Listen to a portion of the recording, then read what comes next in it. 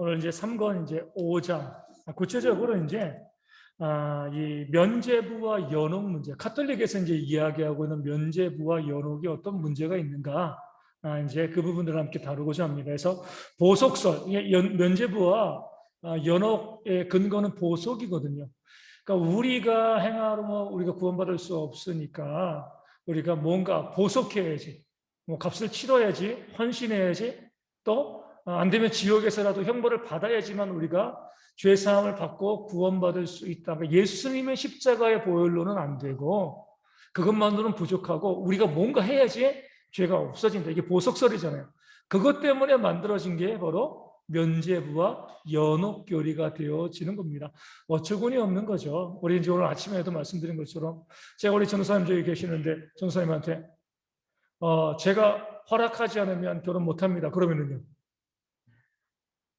웃긴 거죠, 그렇죠? 아니 사제도 그만뒀는데 교황이 이 결혼 문제를, 그러니까 신부들이 얼마나 많을 거예요, 전 세계에. 근데 일일이 교황이 사인해주지 않으면요, 결혼 이제 그만둔 성직자도 결혼을 못 하는 거예요. 그렇게 할 일이 없습니까, 그렇죠? 이게 어떻게 완전히 노예로 부리고 있는 것과 노예도 그렇게 안 할 거예요. 다름이 없는 거죠. 우리 지난주에도 보면 우리가 이제 이 카톨릭에 대해서 우리가 갖고 있는 분명한 생각이 있어야 됩니다. 요즘 많은 교회에서 그렇게 이야기하지 않지만 100년 전 1900년대 초까지만 해도요, 장로교회에 있어서 헌법에는요, 적그리스도를 교황이라고 적시했습니다. 교황이 적그리스도다라고 이제 적시했어요. 왜냐하면 이 결혼 문제도 그러지만 말도 안 되는 교리들을 너무나 많이 카톨릭에서 주장하고 있기 때문에 그래요. 이 연옥설도 그러고요. 그리고 이제 면죄부도 마찬가지죠. 지난 주간에도 서울에 카톨릭 전시관이 있다고 해요. 이제 미술품 같은 거 전시하는 전시관인데 대규모 전시가 지난주에 열렸어요. 뭐 우리 대한민국에서 카톨릭의 수장이라고 하는 정진석 추기경이 가가지고 이제 뭐 이 축사도 하고 그러는데 무슨 전시회였을까요? 불상 전시회. 그러니까 불상 그림 같은 거 이제 뭐 그런 작품들 있잖아요. 이거를 카톨릭 거기다가 딱 전시하고 이게 우리와 불교는 뭐 다를 바 없다는 거죠. 그러니까 이게 우리가 봤을 때는 참 이게 아무리 생각을 해도 이게 진리인가 맞는 건가? 뭐 우리가 이제 뭐 불교 뭐 저희는 인정할 수 없죠. 왜냐하면 구원의 문제가 달려 있기 때문에 그래요, 그렇죠? 우리가 그 사람들과 뭐 멱살 잡고 다투고 싸우는 건 아니지만 분명하게 거기에는 구원이 없다라고 분명한 거예요. 그렇기 때문에 그 불교에 있는 사람들 불쌍히 여기고 우리가 복음을 증거해서 하나님 믿고 천국 가게 하는 것, 이게 과격한 복음이 아닙니다. 왜냐하면은 그 사람의 영생의 문제가 달린 것들이기 때문에 우리가 그 심령들을 생각하면은요 전도할 수밖에 없는 거예요. 우리가 뭐 가가지고 이 법당 가가지고 우리가 찬송가 보러 그렇게는 안 하지만 그래도 그 사람들을 생각하면서 우리가 영생을 믿는 자라고 하면 그건 아니야.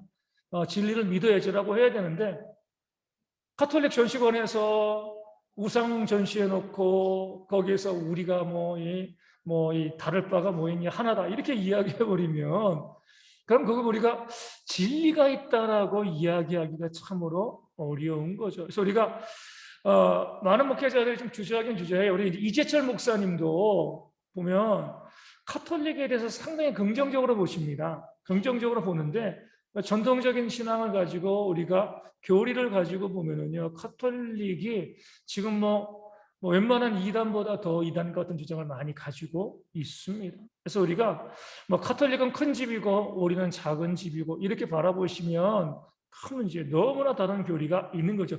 그 500년 전에 또 지금도 영향되어지는 그 두 가지 면죄부와 이 연옥설을 가지고 칼빈이 이야기합니다. 1번 소제목에 로마 교회의 면죄부와 그 해로운 독이 무엇인가 제목이 나오죠. 카톨릭에서는 보석을 이루는데 우리 죄사함을 받는 거죠. 보석을 이루는데 부족한 것들을 면죄부가 보충해 준다라고 주장합니다. 면죄부가 우리 보석이 우리가 다 이루지 못하잖아요. 그 죄사함을 받아야 되는데 헌신도 다 못하고 또 그렇게 하는데 이 부족한 부분을 면죄부가 보충해 준다 이렇게 이야기하죠. 면죄부를 뭐라고 보냐면 우리 그리스도와 순교자들의 공로를 분배한다라고 봐요. 그러니까 재미있는 교리가 뭐냐면 순교자들과 그리스도는 공로가 충만하다는 거예요. 그러니까 구원받을 만한 공로가 예를 100이라고 있으면 그리스도가 뭐 100만 1000만 되는 거고 순교자들은 뭐 3천 4천 정도 되는 거예요. 그러면 이제 남는 공로가 있잖아요. 그렇죠? 남는 공로를 교회가 가지고 있다고 보는 거예요. 넘치는 공로. 그 교회가 그것을 가지고 있다가 공로가 부족한 사람들에게 이것을 나누어 준다는 거죠. 나누어 주는데 그것을 주관하는 자가 누구예요? 교황입니다. 누구에게 얼마큼 나눠줄 것인가? 교황이 다 결정하는 거예요. 그러면 누가 구원자예요? 교황이 구원자죠. 그 죄사함의 죄사함의 실제적인 이 끝맺음의 능력이 교황에게 있는 거예요. 그리스도께서 죄사함을 십자가에서 시작하셨지만 부족하다는 거죠. 보속해야 돼. 더 공로를 쌓아야 돼. 그런데 우리가 사람으로서 이 보석을 완전히 할 수 없고 또 부족한 부분이 발생하잖아요. 그러면 그 끝맺은 부분들을 교황이 결정하는 겁니다. 우리가 뭐 마라톤 경기에서도 아무리 잘 뛰어도요. 42.195km인데 42km 뛰고 가만히 주저앉으면요. 뭐 금메달도 아니고 완주도 아니에요. 그렇죠? 2.195km, 2195km, 95m 못 뛰었으니까 그럼 아무것도 아닙니다. 예수님께서 아무리 뭐 42.195 중에서 39km를 띄워주시고 우리가 1km 해도 2915m는 교황이 해줘야 되는 거예요. 그러지 않으면 완주 못하는 거예요. 천국에 못 가는 겁니다. 그러면은요 결정을 그러니까 구원에 대해서 죄사함에 대해서 결정을 교황이 하는 거예요.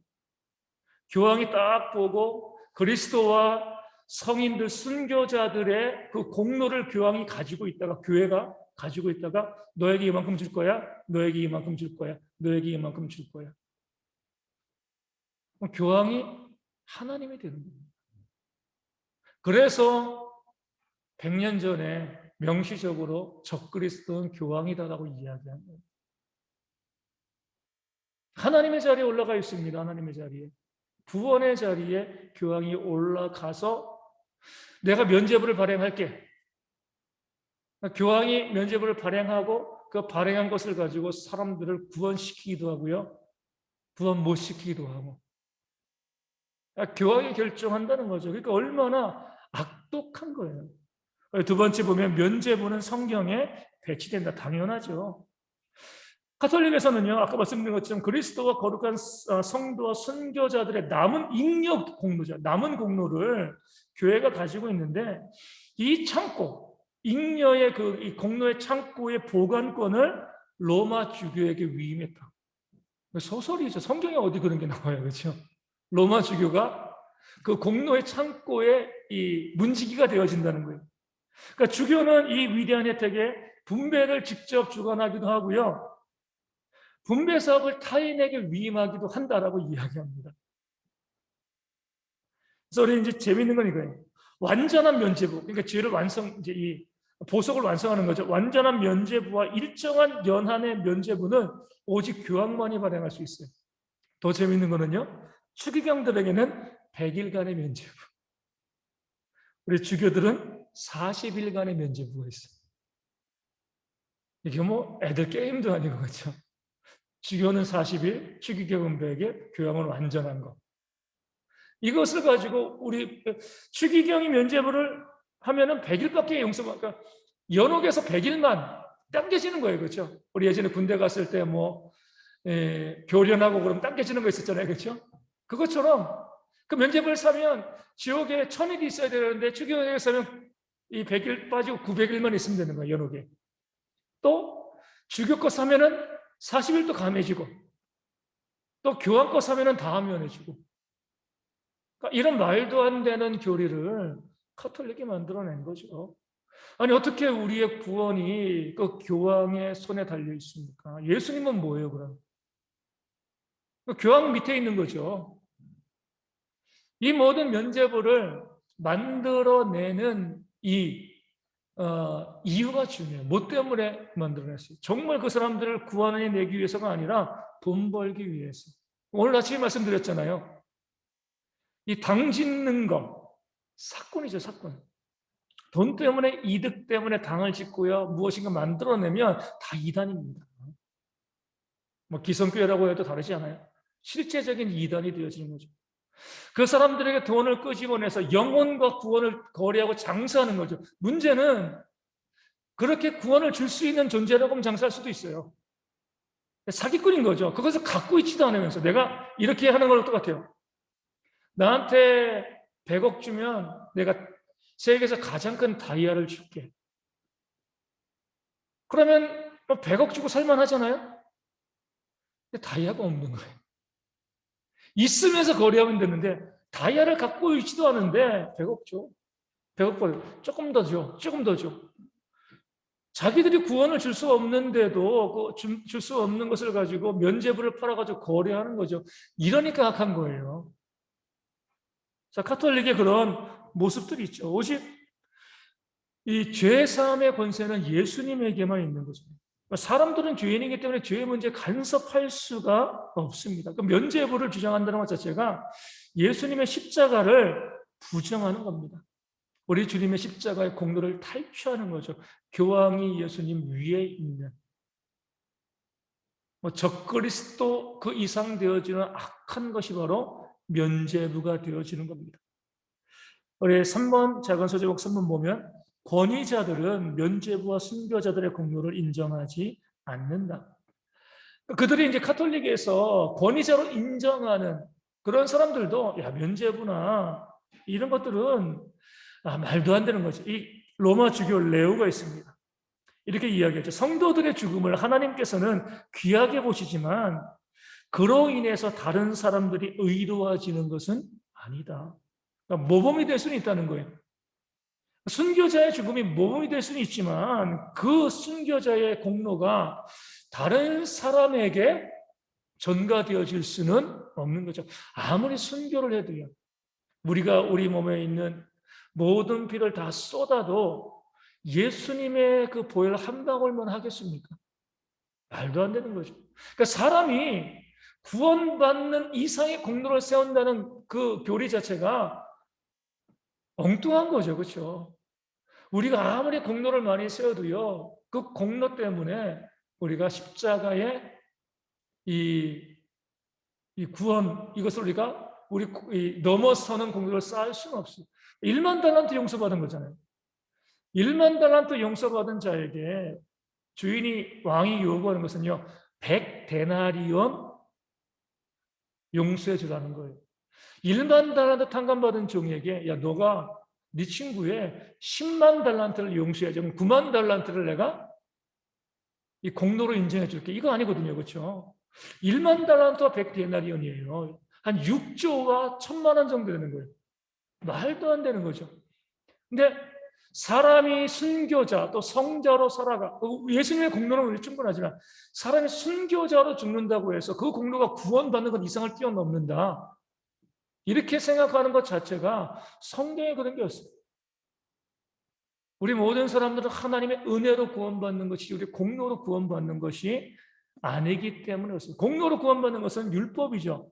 우리 갈라디아서 보건대 사도 바울이 끊임없이 반대하고 있는 그 율법이 공로, 사람의 노력으로 구원받는 거예요. 그런 것들은 우리 가운데 불가능합니다. 어거스틴 또한 이렇게 이야기하죠. 다른 형제를 위해서 죽지만 우리가 순교할 때 다른 형제를 위해서 죽지만 순교자의 피가 형제의 죄를 용서하기 위한 것은 아니다. 다른 형제를 위해서 죽는다고 해서 그 나의 피가 나의 공로가 그 형제의 죄를 용서해 주는 것은 아니란 거죠. 이런 경우죠. 내 형제가 안 믿는 자예요. 내가 그 형제를 위해서 이 복음을 증거하다가 내가 죽임을 당해요. 내 공로가 그 형제에 의해서 믿지도 않는데 그 형제의 죄를 용서해 준다. 말도 안 되는 거죠. 오직 내 죄는 내가 주님 앞에서 용서받고요. 그 형제의 죄는 그가 또 주님 앞에서 용서받는 거죠. 우리의 공로가 전가되어진다는 것 자체가 악한 교리죠. 뭐 이단과 다를 바가 없는 이단과 다를 바 이단이죠. 이단적인 교리가 되어지는 겁니다. 가톨릭의 순교자들이 죽을 때 자신을 위해서 필요 이상의 공로를 세웠다라고 주장하는 것, 정말 악한 생각이고요. 정말 인간을 너무나 높이는. 그러니까 사람도 그렇게 높이니까 교황은 또 얼마나 높이겠어요. 자기들의 권력을 공고히 하기 위해서 교황의 권력을 높이고요. 교황의 힘을 높이고 또 면죄부를 팔아서 이 이득을, 물질적인 이득을 취하기 위한 장사치입니다. 장사치. 그래서 종교라고 볼 수가 없는 거죠. 그런 일들을 카톨릭에서 행하고 있었다는 거죠. 그러면서 우리 이제 4번에 보면 근거를 그들이 이야기합니다. 뭐라고 이야기하냐면 4번 이 반대자들의 성경 해석을 반박하면서 3번과 4번 연결해서 골로새서 1장 24절 말씀을 이야기하는 거예요. 이런 말씀이 있습니다. 그리스도의 남은 고난을 그의 몸된 교회를 위하여 내 육체에 채우노라, 이 말씀이 있습니다.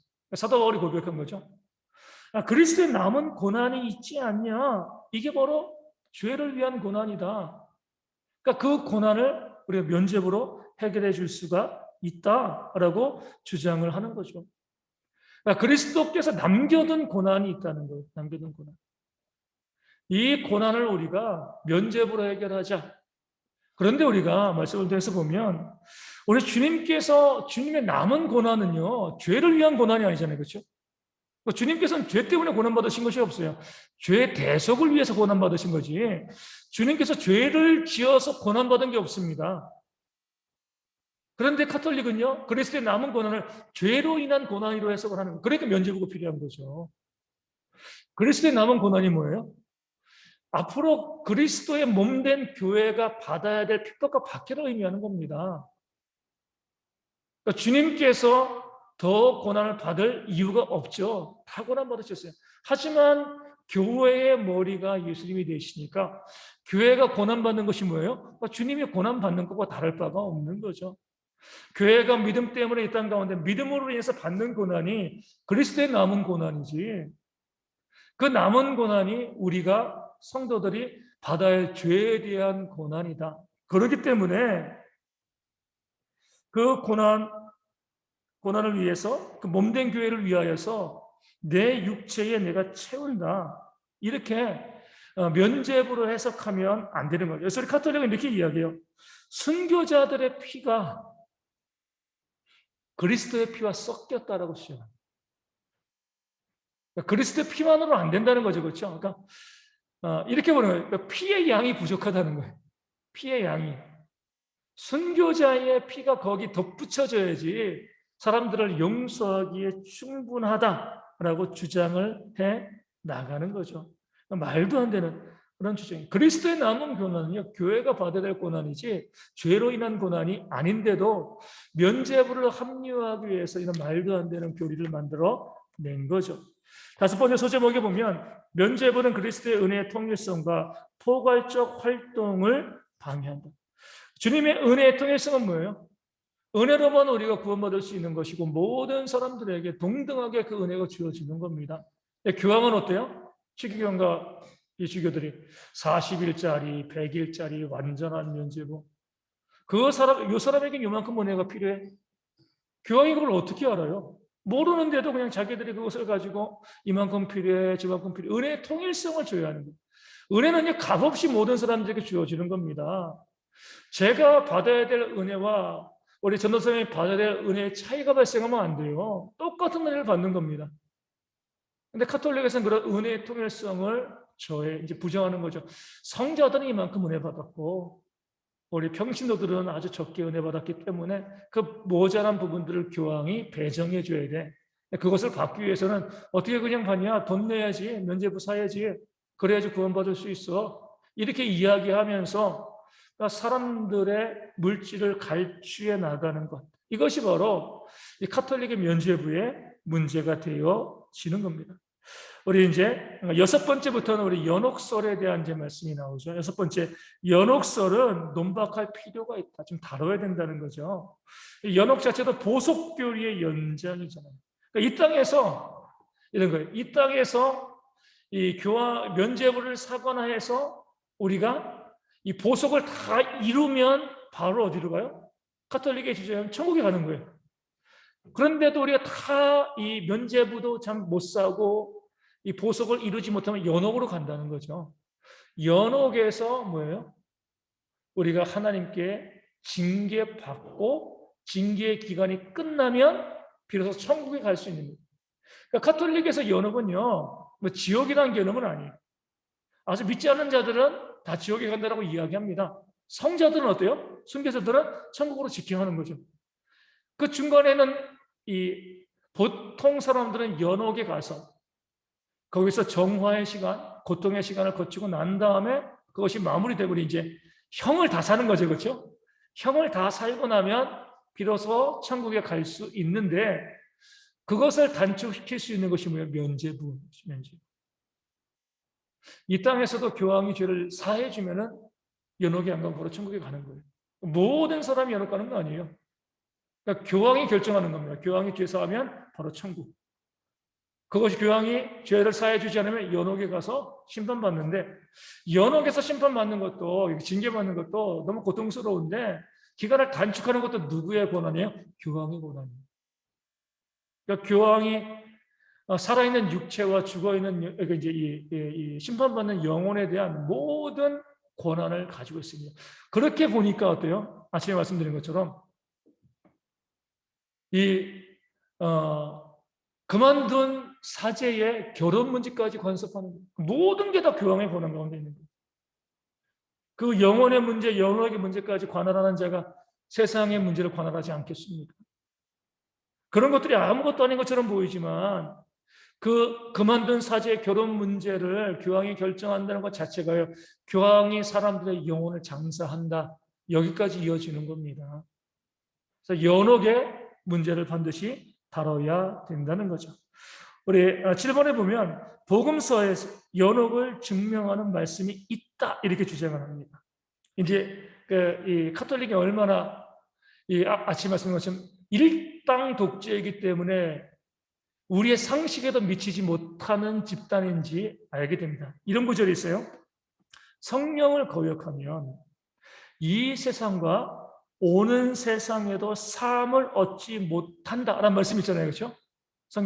성령을 거역하면 이 세상과 오는 세상에도 사함을 받지 못한다. 이 말씀은 뭐예요? 우리가 알고 있는 것.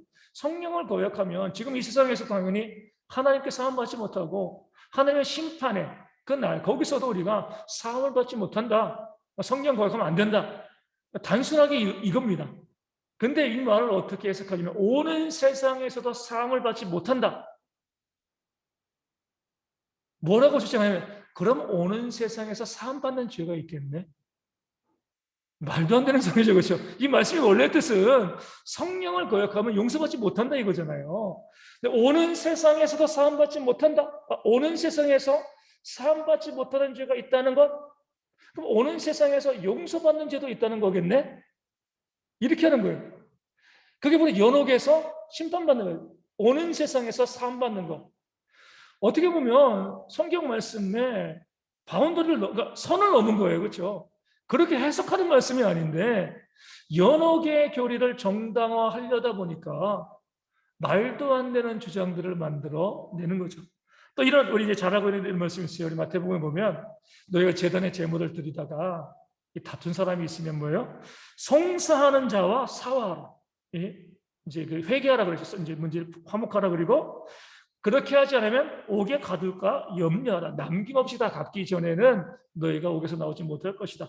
이 말씀의 뜻은 뭐예요? 우리가 예배 드리는데 화목이 하나님께 예배하는데 우리가 밖에서 형제와 다투고 싸우고 그런 모습으로 예배하면 하나님의 그 예배를 받으시겠느냐? 아니다. 그 관계를 풀고 화해하고 그리고 나서 세상에서 사람들과의 관계를 풀고 하나님께 나와서 예배해야지 하나님께서 예배를 받으실 것이다. 만약에 너희가 그렇게 그 사람과 관계를 풀지 않으면 그 사람이 너희를 옥에 가두지 않겠느냐? 너희가 잘못했으니까. 그럼 너희가 예배 못하는 거 아니냐? 그러니까 그 사람에게 잘못한 문제를 해결하지 않으면 너희가 옥에 갇혀서 나와서 예배도 못할 거야. 그러니까 나와서 예배하기 전에 사람들과의 관계 화목하게 하고 나와서 예배해. 그 말씀이 아주 분명한 뜻이죠. 뭐 다르게 해석할 것도 없어요. 근데 이것을 알레고리적으로 해석을 합니다. 이거예요. 송사하는 자, 나와 다툰 사람은 악마라는 거예요. 재판관은 하나님이고, 그 관리는 천사고, 감옥은 연옥이다. 이렇게 이야기하는 거죠. 너희가 이 땅에서 그 죄의 문제를 해결하지 못하면 연옥에 가서 그 문제가 해결되어지기 전까지 나오지 못할 거예요. 이 알레고리죠. 성경의 어떤 구절을 가지고요, 그냥 자기 멋대로 해석을 하는 겁니다. 그 말씀의 뜻 우리가 아는 것처럼, 좀 전에 말씀드린 것처럼 형제 간에 사람 간에 잘못한 거 있으면 회개하고 하나님께 온전히 예배하라, 이런 문제인데 그것을 연옥의 문제로 바라보는 거예요. 이런 알레고리의 대표적인 구절이 우리 이사야에 나오죠. 이사야. 우리 악한 천사, 이 계명성이라고 그러잖아요. 그렇죠? 계명성이 루시퍼잖아요. 루시퍼. 이름이 루시퍼입니다. 이 금성인데. 근데 그 이사야에 나와 있는 계명성은요, 악한 천사로 의미하는 게 아닙니다. 바벨론을 의미하는 거예요.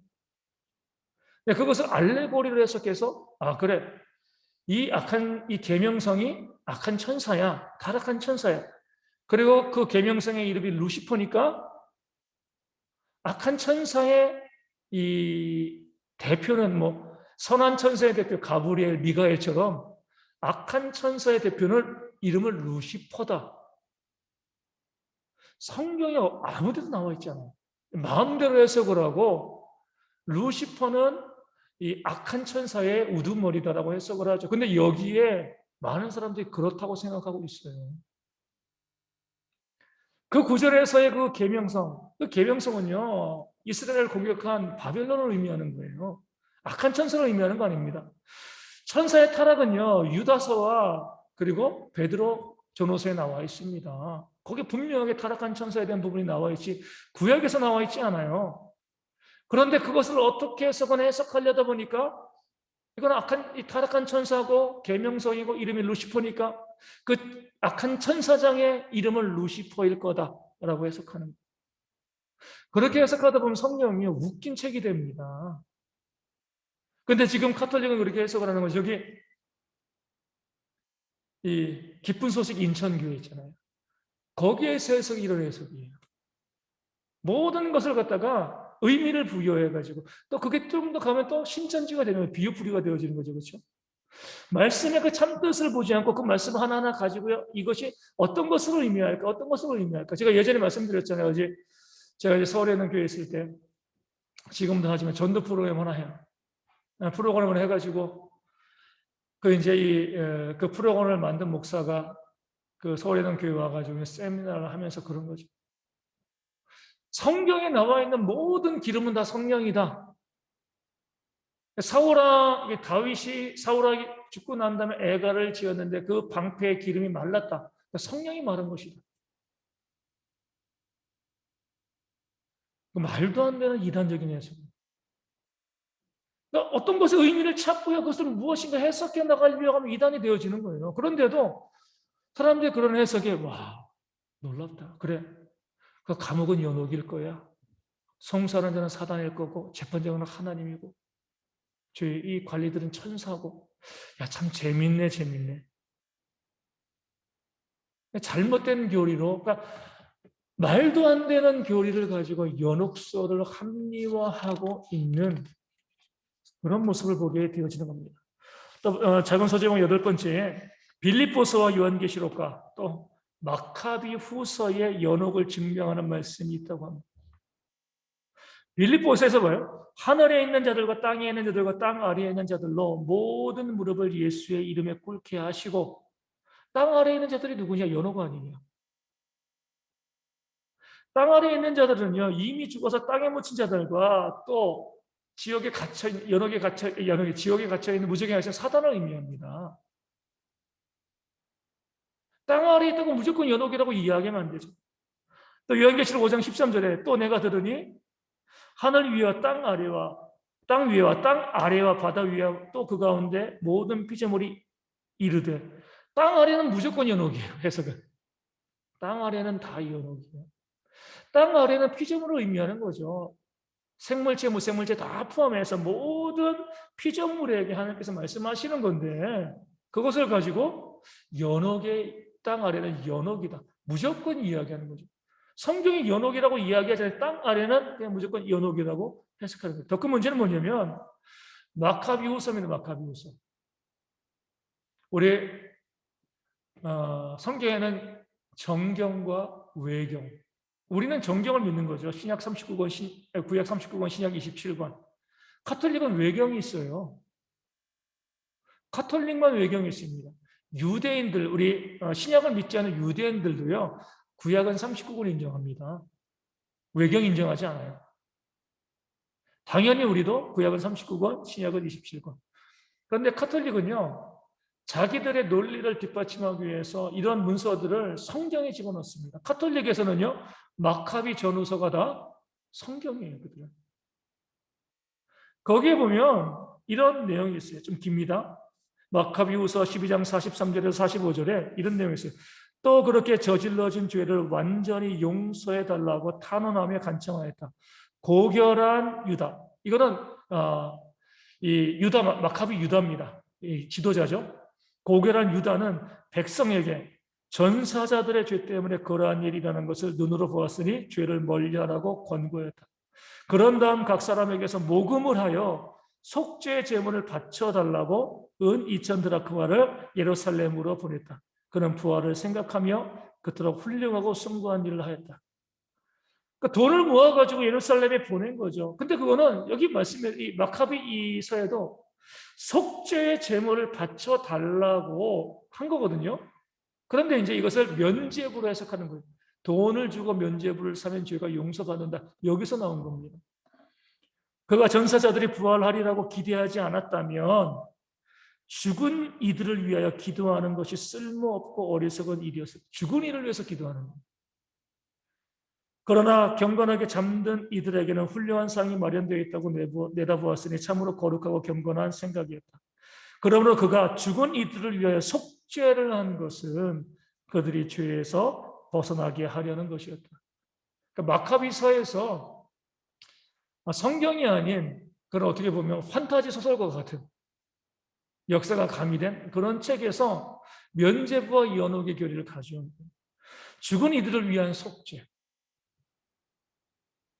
그게 있으면은요, 이 땅에서 예수님 안 믿어도 돼요. 죽은 이들에서 속죄하면 되는 거잖아요. 그렇죠? 마카비서에 대해서 우리가 논의할 필요가 없는 성경이 아닙니다. 성경이 아닌데도 이것을 성경이라고 생각을 하고요. 여기서 교리를 가져오는 거죠.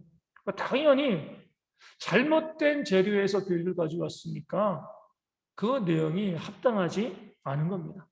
또 고린도전서 3장에 있는 결정적인 구절이 9번째 날, 누구든지 그 공적이 불타면 해를 받으리니 그러나 자신은 구원을 받되 불 가운데서 받은 것 같으니라. 아멘. 고린도전서 3장 15절에 공적이 불타면 해를 받는다. 이 불을 연옥의 불로 보는 거예요. 구원을 받되 불 가운데서 받은 것과 같다. 불 가운데서 구원받았으니까 연옥에서 구원받은 거 아니냐라고 이야기하는 거죠. 하지만 이 공적은 뭐예요? 그 전에 터는요 예수님입니다. 예수님 위에 우리가 교회를 세우는 거예요. 어떤 재료로 교회를 세우는가? 거룩한 재료, 금과 은과 이런 거룩한 재료로 세우면 시험이 다가올 때 무너지지 않지만 세속적인 재료, 나무와 풀과 같은 세속적인 재료로 이제 이 교회를 세우면, 신앙을 세우면 이 고난이 다가올 때 그것이 불타지 아니하겠느냐, 이런 의미거든요. 이것을 연옥으로 해석하는 거죠. 그래서 이제 칼빈이 이렇게 질문합니다. 너희가 주장하는 대로 그 누구든지 그 공적이 불타면 해를 받으리니 이것이 연옥이고 연옥에서 심판받는 것을 의미하면 누구든지란 말은 틀렸다라고 이야기해요. 왜요? 모든 사람을 의미하거든요. 너희들은 성자들과 순교자들은 공로가 넘쳐가지고 연옥에 안 가고 바로 천국으로 직행한다고 그러는데 여기는 누구든지 공적이 불타면이라고 이야기하지 않았나요? 너희들이 주장하는 대로 성자들과 순교자들이 여러 개 갈 이유가 뭐가 있냐? 누구든지 간다 그랬는데. 그러니까 그들이 말하는 주장 자체가 논리적으로 어긋난 거죠. 바로 천국에 직행할 만큼 상급을 쌓은 자들도 여기서 보면 이 말씀 가지고 보면 이것을 연옥으로 해석하면 연옥에서 심판받는 거예요. 말도 안 된다는 거죠. 그리고 또 여기에서 이 성자들과 순교자들이 어떤 행위로 인해서 불을 통과해야 하는가? 그들이 뭐 잘못했냐? 그들의 주장으로 의하면 가톨릭 주장 그 공적이 넘치는 공로가 넘치는 자들이 왜 불을 통과해야 돼? 그럴 필요 없는 거잖아. 이 말씀이 의미하는 것은 교회를 세우는 거죠. 그러니까 시험하는 거죠. 그 교회를 어떻게 온전히 세워갔는가? 이 불로서 것이 시험하는 건데 무조건 가톨릭은 아주 간단해요. 불 나오면 연옥, 땅 아래면 연옥이에요. 또 거기다가 또 뒷받침하기 위해서 성경에 아닌 것을 갖다가 씁니다. 그렇게 되어지면 뭐 하나님도 다시 만들 수 있어요. 성경에는 모든 규례가 다 부정되어지는 거죠. 우리 10번째 서제목에 초대 교회에 호소하는 것도 로마 교회에 도움이 되지 않는다. 그러니까 가톨릭은요, 초대 교회 때에 아까 마카비서가 이야기하는 것처럼 죽은 자를 위해서 기도하는 관습이 있었다고 주장을 합니다. 성경에는 안 나오거든요. 뭐는 나와요? 죽은 자를 위해서 세례 받는 것. 이거 구원을 위한 세례가 아니에요. 그러니까 죽은 자를 위해서 세례 받을 필요 없습니다. 그럼에도 그런 세례가 그 당시에 있었던 건 뭐냐면 안타까운 거죠, 그렇죠? 그 세례 꼭 받았으면 좋겠는데 세례 받지 못하고 죽은 우리의 믿음의 아버지, 어머니 있을 때 내가 세례를 받는데 물론 그것도 합당치 않은 거지만 죽은 자를 위한 세례였지만 성경에서는요 죽은 자를 위해서 기도하는 것은 없었습니다. 근데 왜 자꾸 죽은 자를 위해서 기도하는 것을 강조하냐? 인간적인 이유 때문에 그래요. 인정머리 없지 않냐? 죽은 사람을 위해서 기도하지 않으면 너무 인정머리 없다. 그리고 또 이방 종교에서 죽은 자를 위해서 기도를 많이 했거든요. 그렇게 하다 보니까 그것을 따라하지 않으면 뭔가 부족한 느낌이 드는 거예요. 마지막으로 이 교황이 죽은 자를 위해서 기도하는 것을 통하여서 교황의 신성성을 높이는 거죠. 우리가 보면 가톨릭이 참 웃긴 게 그거죠. 우리 이제 정약용의 감을 보면 뭐 때문에 멸문지어냈어요? 가톨릭 믿어가지고 그렇죠. 형제들이 가톨릭을 믿어가지고 유배가고 또 사형도 당하고 그랬습니다. 정약용은 뭐 처음에 관심 있다가 나중에 안 믿었지만 가톨릭에서 지금 이제 보는 많은 순교자들은요, 그 당시에 한 200년 전쯤이죠. 제사 때문에 어떻게 죽은 사람을 위해서 제사를 드리냐 이렇게 이제 거부하다가 다 순교를 당했어요. 근데 지금은 어때요? 가톨릭은요? 죽은 자를 위해서 제사하잖아요, 그렇죠? 문제 없다라고 이야기합니다. 성경은요 변함이 없는 거죠. 한 번 아닌 것은 끝까지 아닌 거예요. 어떤 교황이 괜찮다고 하면 괜찮은 거고 어떤 교황이 아니하라고 하면 아닌 거고 예전에는 제사 때문에 순교했다가 그런 순교자가 여전히 있음에도 불구하고 제사 괜찮아 문제 없어. 그럼 진지하게 이렇게 이야기하죠. 왜 누구는 죽게 만들고 지금 마음껏 제사하고 그러니까 죽은 자를 위해서 무엇인가 자꾸 하려는 그러니까 그것을 통하여서 결국에는 이익을 추구하는 거죠. 그러니까 이교도들의 습관을 따라하는 그런 악한 모습이 이 가톨릭 가운데 있습니다. 성경을 보면은요, 주 안에서 죽는 자들은 복이 있다. 우리 계시록 14장 13절이죠. 또 이어서 어떤 말씀이 있어요? 그들이 수고를 그치고 쉬리니. 죽은 자가 그렇게 주 안에서 죽은 자들이요. 그렇게 복이 있고요. 안식을 하는데 살아있는 자들이 우리도 살기 힘든데 하나님 안에서 안식을 누리고 있는 죽은 자를 위해서 기도할 게 뭐가 있어요? 죽은 자들이 우리를 위해서 기도할 건 있어요. 그렇죠? 이 땅을 살아가니까. 성경이 말씀하고 있는 것은요. 주 안에서 죽은 자님이 복된 상태에 들어간 겁니다. 쉬고 있어요. 안식하고 있어요. 우리는요. 여전히 이 땅 가운데서 죄의 유혹 가운데 살아가면서 늘 힘들고 어려운 삶을 살아가고 있는 거죠. 그렇게 살아가고 있으면서 아니 우리 이제 이 인터넷 보면 재밌는 거 많아요. 제일 쓸데없는 걱정이 무슨 걱정이에요? 연예인들 걱정. 우리랑 비교할 수 없을 정도로 잘 살거든요. 근데 우리가 연예인들 걱정을 해요. 아, 이러니 저러니. 연예인들이 보면은요, 기가 막히죠. 아니면 자기는 뭐, 본인은 뭐, 그 차도 없고, 뭐도 없고, 아무것도 없는데, 우리는 다 누리고 있는데 왜 우리 걱정을 해? 우리 가난한 사람들이, 우리 부자들이 오늘 뭐 먹을까? 밥은 제대로 먹나? 이런 걱정하면은요. 웃긴 거죠. 그렇죠? 부자들이 가난한 사람들 걱정해야죠. 마찬가지예요. 이미 주 안에서 안식을 누리고요. 복된 자들이 우리를 위해서 기도하는 게 맞지. 우리가 뭐라고 이 땅에서 그 죄악된 세상 가운데 살아가면서 주 안에서 복되게 안식하고 있는 자들을 위해서 죽은 자들을 위해서 우리가 뭐라고 기도합니까? 성경적으로 논리적으로도 맞지 않는 거죠.